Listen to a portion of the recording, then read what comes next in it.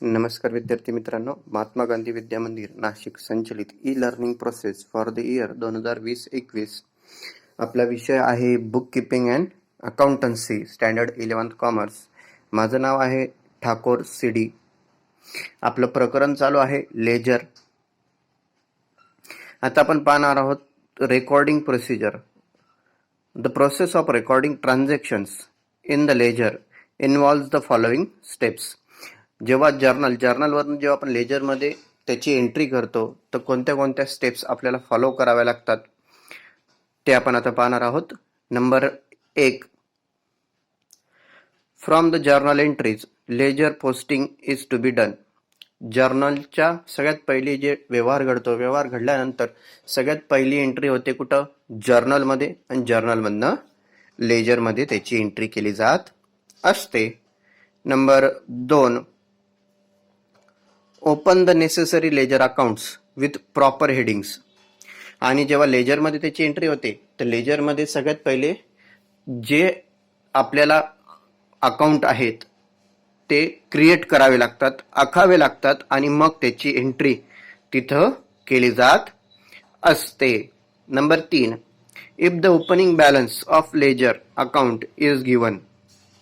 जर opening balance दिलेला असेल तर it should be posted first. आणि जर तो ओपनिंग बॅलन्स दिलेला असेल तर तो पहिले लिहायचा असतो. Either as to balance brought down or by balance brought down. तो एक तर टू बॅलन्स ब्रॉट डाऊन असेल किंवा बाय बॅलन्स ब्रॉट डाऊन असेल. आता 3 नंबरच्या याच्यात काही गोष्टी आपल्याला पाहण्यासारख्या आहेत. सगळ्यात पहिले एक गोष्ट शिकण्यासारखी आहे किंवा माहिती करण्याची आहे. हे लेजर अकाउंट जे असतात किंवा लेजर जे असतात, जसं आपण जर्नल पाहिलं, जर्नल सुद्धा मंथली असतं, तसंच लेजर अकाउंट्स जे आहेत हे सुद्धा मंथली दर महिन्याचे क्रिएट करावे लागत असतात.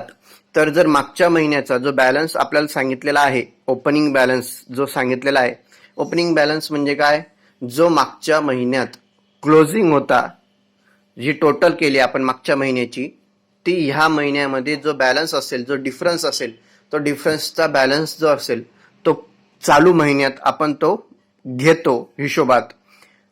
तो कशा पद्धतीने लिहिला जातो? मग to balance brought down, B/D. तुम्हाला दिसत असेल याच्यात मध्ये B/D. B/D means brought down. एक तर मग तो टू बॅलन्स ब्रॉट डाऊन असेल किंवा बाय बॅलन्स ब्रॉट डाऊन असणार आहे. Number 4, for posting the net transactions into the ledger account. Transaction posting करण्यासाठी, लेजर अकाउंटमध्ये पोस्टिंग करण्यासाठी first write the date of the transaction in the date column. सगळ्यात पहिले तारीख ही आपल्याला लिहावी लागत असते. लेजर अकाउंटला जर आपण लेजरमध्ये जर आपण पोस्टिंग करत आहोत स्पेसिफिक अकाउंटमध्ये, तर त्या अकाउंटमध्ये सगळ्यात पहिले तारीख लिहिणं गरजेचं आहे. नंतर number 5, in the particular column on the debit side of the ledger account the name of the account credited in the entry is written, and on the credit side of ledger account the same of the account is to be debited in the entry is written. सगळ्यात पहिले काय केलं जातं? मग in the particular column on the debit side, debit साइडला काय केलं जातं? Of the ledger account the name of the account credited. आता आपण असं समजून घेऊया, जर्नल एंट्री आहे, एक डेबिट आणि एक क्रेडिट आहे. तर आपण सगळ्यात पहिली जी एंट्री आपण करतो तीच आपण समजून घेऊया की जर्नल एंट्रीचं लेजर अकाउंटमध्ये पोस्टिंग कशी केली जाते. आपण समजून घ्या, पहिली जी आपण करतो cash account debit to capital account credit. तर सगळ्यात पहिले कॅश हे डेबिटला आहे, तर मग लिहिताना लेजर अकाउंटमध्ये लिहिताना कॅश ही क्रेडिट साईडला जाणार. कोणाच्या कॉलमला? कॅपिटल अकाउंटच्या क्रेडिट साईडला. Cash means by cash account capital अकाउंटच्या हेडिंगमध्ये, कॅपिटल अकाउंटच्या लेजर अकाउंटला, कॅपिटलच्या लेजरच्या कॅपिटल अकाउंटला बाय कॅश जी अमाऊंट असणार आहे ती, आणि कॅश अकाउंटच्या डेबिट साईडला टू कॅपिटल जी अमाऊंट असणार आहे ती, ह्या पद्धतीने ते लिहिलं जात असतं. आता उदाहरण पाहूया आपण, त्याचं उदाहरण कसं लिहिलं जात असतं ते आपण आता याच्यात पाहूया. तुम्हाला समोर दिसत असेल एक कंबाईन एंट्री आपल्याला दिलेली आहे. Rent account debit 3,000, salary account debit 5,000 आणि टू कॅश अकाउंट 8,000. 8,000 कोणती? हे 5 आणि 3 8 असे कॅश अकाउंट 8,000. 8,000 म्हणजे 5,000 अधिक 3,000 म्हणजे 8,000. ही आपल्याला कंबाईन एंट्री आपल्याला दिलेली आहे, जर्नल एंट्री. खाली तुम्ही पाहत असणार तिघी अकाउंट आपल्याला ओपन करून दाखवलेले आहेत. 3 अकाउंट कोणते कोणते? मग जर्नल एंट्रीमध्ये जी 3 नावं दिलेली आहेत तीच अकाउंट इथं ओपन होत असतात. मग रेंट अकाउंट, सॅलरी अकाउंट आणि कॅश अकाउंट. आता ही जर्नल एंट्री आहे. जर्नल एंट्रीवरनं आपल्याला लेजर पोस्टिंग करायचं आहे. मग सगळ्यात पहिले आपण पाहूया कॅश अकाउंटला. सगळ्यात पहिले आपण कॅश अकाउंटला जाऊया. कॅश अकाउंटला तुम्ही पाहत असणार डेट कॉलममध्ये जसं आपण शिकलो, पहिले वर्ष लिहून घ्यायचं. मग महिना तुम्हाला दिसतंय जानेवारी महिना आपल्याला दिलेला आहे, आणि तारीख 18 तारीख. सगळ्यात वरती posting of the combine entries दिलेली आहे. 2018 जानेवारी 18 paid ₹3,000 as a rent and ₹5,000 as a salary. मग त्याची एंट्री आपल्याला इथं करून दाखवली आहे, म्हणून आपण कॅश अकाउंटमध्ये ते पाहतोय. तर जानेवारी 18 बाय रेंट 3,000, त्याची अमाऊंट ती तिथं आपल्याला करायची आहे. रेंट अकाउंट 3,000 दिलंय म्हणून इथं कॅश अकाउंटमध्ये बाय रेंट अकाउंट 3,000, आणि सॅलरी अकाउंट डेबिट 5,000 आहे म्हणून इथं बाय सॅलरी अकाउंट 5,000. हे झालं. आता रेंट अकाउंटला आपल्याला जायचंय. रेंट अकाउंट जे लेजर अकाउंट आपण आखलेलं आहे रेंट अकाउंट, तिथं आपण जाऊया. रेंट अकाउंटला टू कॅश कसं? इथं क्रेडिटला आहे, बरोबर आहे. टू कॅश काय आहे? इथं क्रेडिटला आहे जर्नल एंट्रीमध्ये. तर रिव्हर्स असते इथं सिस्टीम. इथं रिव्हर्स सिस्टीम असते. जे डेबिटला आहे ते क्रेडिटला लिहिलं जातं, आणि जे क्रेडिटला आहे ते डेबिट साईडला लिहिलं जात असतं. तर कॅश आपल्या इथं क्रेडिटला आहे, तर रेंट अकाउंटला टू कॅश डेबिट साईडला येणार. टू कॅश रेंट अकाउंट आहे, रेंट किती आहे? 3,000 म्हणून 3,000 कॅशच्या समोर. Cash account debit 3,000. सॅलरी अकाउंटला टू कॅश, सॅलरी किती दिलेली आहे? 5,000, तर सॅलरी 5,000. आता तुम्हाला इथं दिसत असेल ज्याची त्याची अमाऊंट ज्याच्या त्याच्या इथं आपण लिहिलेली आहे. जसं रेंट अकाउंट आहे 3,000, तर रेंट कॉलमला 3,000 दिसत आहेत.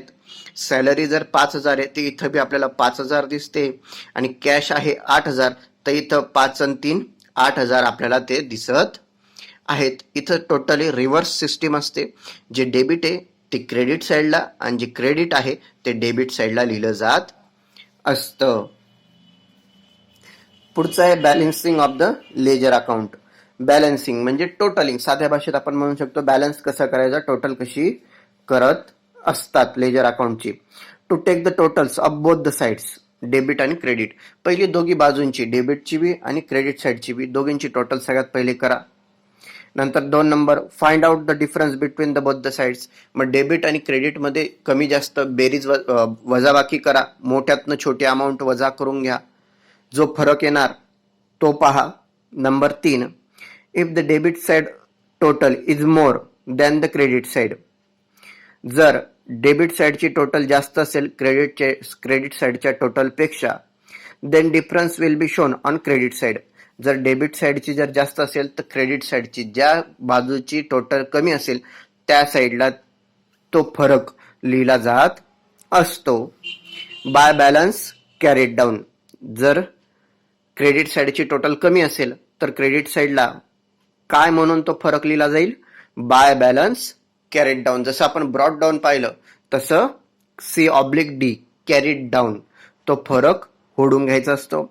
In particulars column and difference amount is shown in the amount column. आणि जी बी अमाऊंट असेल त्या अमाऊंट कॉलमला तो फरक लिहायचा. तसंच रिव्हर्स सिस्टीम नंबर 4 मध्ये दिलेलं आहे. तसंच जर डेबिट साइडची टोटल तुमची कमी असेल तर जो फरक आहे तो डेबिट साइडला लिहिला जाईल.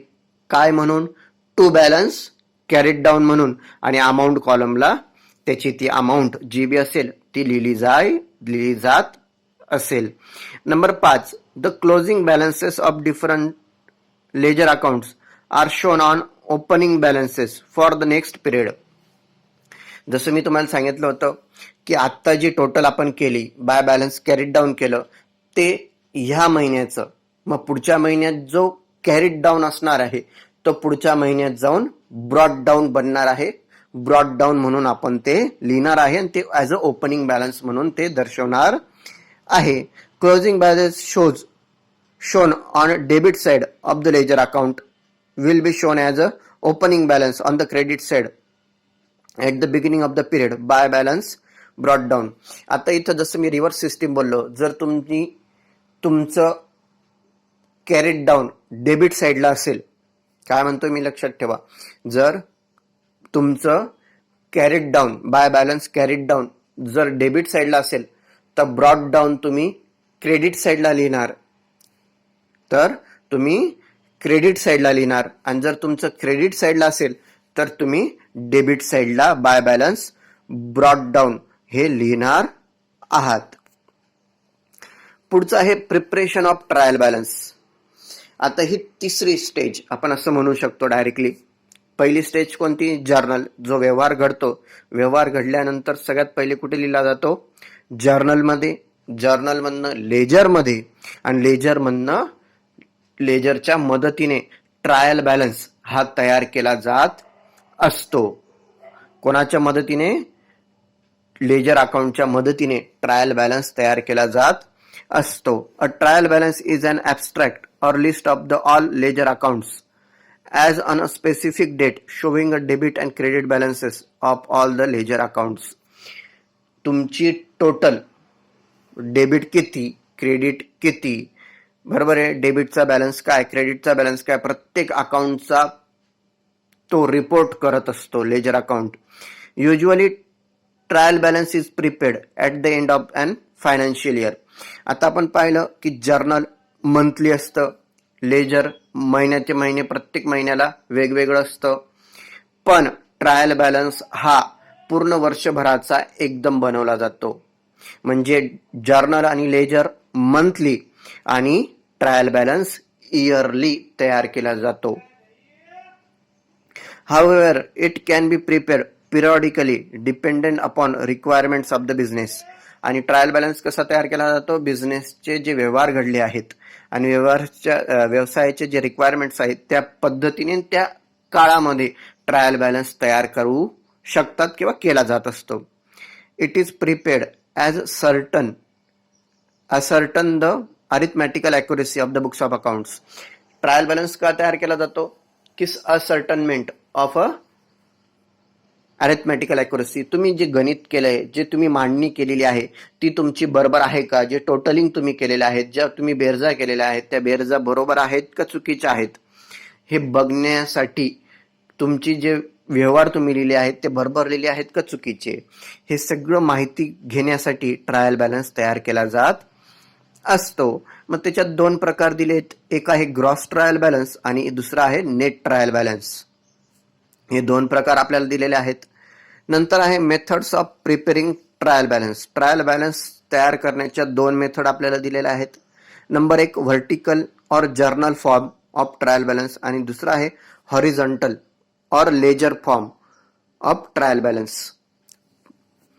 नंतर आहे methods of preparing trial balance जे आपण पाहतोय त्याच्यामध्ये दिलेले आहेत, दोघे फॉर्मॅट आपल्याला दिलेले आहेत, बरोबर आहे. मग त्याच्यात पहिला जो दिलेला आहे व्हर्टिकल और जर्नल फॉर्म, सगळ्यात पहिला जो तुम्हाला दिसत असेल ट्रायल बॅलन्स ॲज ऑन, सगळ्यात पहिले हेडिंग द्यायची असते ट्रायल बॅलन्सच्या याच्यावरती, ट्रायल बॅलन्स ॲज ऑन, आणि दोन फॉर्ममध्ये दिलेले असतात. जेव्हा उदाहरणात आपल्याला तसंही देतात, मग नंतर तिथं पहिल्या याच्यात असतो सिरियल नंबर, नंतर हेड ऑफ द अकाउंट, जसं कॅश अकाउंट, कॅपिटल अकाउंट, जे बी आहेत, रेंट अकाउंट, सॅलरी अकाउंट, ते इथं दिलेले असतात. पहिला जो आपण पाहतोय जर्नल फॉर्मॅट, नंतर लेजर फोलिओ अमाऊंट, लेजर फोलिओचा जो कॉलम आहे तो ब्लँक असणार. मग नंतर डेबिट रुपीज आणि क्रेडिट रुपीज, जसं जर कॅश असेल कॅश डेबिट किंवा क्रेडिट, कोणती जी अमाऊंट ज्या कॉलमला यायला पाहिजे त्या कॉलमला ती येत असते, त्याची अमाऊंट डेबिटला असेल तर डेबिटला, क्रेडिटला असेल तर क्रेडिटला, ते असे त्या पद्धतीने लिहिलं जात असतो. आणि इकडं जसं आपल्याला इथं मिक्स दिसतंय ट्रायल बॅलन्स जर्नल फॉर्म मध्ये, तसं इकडं सेपरेट करून दिलंय, डेबिट डेबिटला, क्रेडिट क्रेडिटला. मग इथं serial number, debit balance, ledger folio amount, ledger folio column आणि amount, serial number, credit balance, ledger folio column आणि अमाऊंट, ज्याची त्याची. आणि सगळ्यात जास्त तर लेजर फॉर्मॅटचा जो ट्रायल बॅलन्स आहे त्याचा उपयोग जास्त तर केला जातो, कारण की याच्यात डेबिट बॅलन्स किती आणि क्रेडिट बॅलन्स किती हा सेपरेटली आपल्याला दिलं जात असतं आणि ते जास्त तर वापरात असतं. आणि पुढचं आहे utility of a trial balance. Utility त्याची, it shows balances of different ledger accounts. हे प्रत्येक लेजर अकाउंट्सचा डिफरन्स आपल्याला समजून देत असतं, समोर आणून देत असतं. It proves arithmetical accuracy of books of accounts. आणि तुमची जी गणित केले, ती जी टोटल तुम्ही केलेली आहे, बेरीज वजाबाकी जे केलेलं आहे ते बरोबर आहे की नाही हे सुद्धा आपल्या समोर मांडणी त्याची करत असतं. It helps to prepare final accounts of a business. जसं मी सांगितलं आता फायनल अकाउंट्स म्हणजे काय, जसं सगळ्यात पहिले लेजर जर्नल आपण पाहतो, जर्नलवरनं लेजरवर येतो, लेजरवरच्या मदतीने आपण ट्रायल बॅलन्स तयार करतो आणि ट्रायल बॅलन्सवरनं आपण फायनल अकाउंट्स हे मांडणी करत असतो. फायनल अकाउंट्स म्हणजे काय, फायनल अकाउंट्स म्हणजे तुमचा प्रॉफिट किती झाला, तुम्हाला लॉस झाला का, हे सगळी मांडणी हे फायनल अकाउंट करायचं, फायनल अकाउंट आपल्यापर्यंत ही माहिती पुरवत असतं.